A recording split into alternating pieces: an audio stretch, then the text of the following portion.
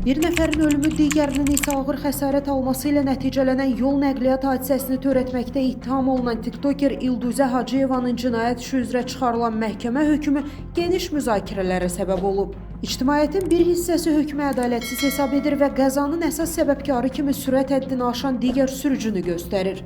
Qlobal İnfoaza danışan hüquqşünas Əkrəm Həsənov İlduzə Hacıyevaya çıxarılan hökmü ədalətsiz hesab etdiyini bildirib.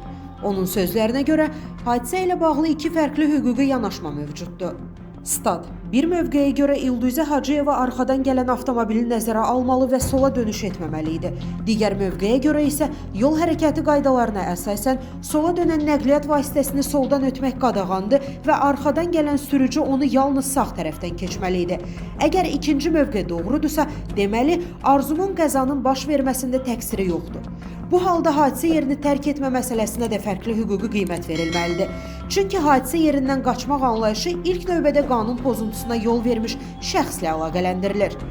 Əkrəm Həsənov müqayisə üçün 2017-ci ildə sabiq baş nazir müavini Əli Həsənovun nəvəsi Nail Allahverdiyevin iştirakı ilə baş vermiş yol nəqliyyat hadisəsini xatırladıb.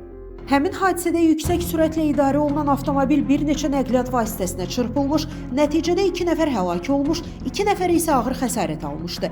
Buna baxmayaraq, nazirin nəvəsinə 5 il azadlıqdan məhrum etmə cəzası verildi. Ardınca isə cəzasının bir hissəsini çəkdikdən sonra azadlığa buraxıldı.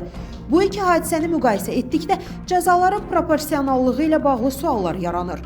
Bu işdə nəticələr daha ağır olduğu halda yüngül cəza tətbiq edilir. Digər işdə isə daha mübahisəli hüquqi vəziyyətə görə eyni, hətta praktik baxımdan daha sərt nəticə ortaya çıxır. Statın sonu. Yazını tam şəkildə Qlobal İnfoaz saytından oxuya bilərsiniz. Əziz izləyicilər, xəbərlərdən məlumat əldə etmək üçün kanalımıza abunə ola bilərsiniz.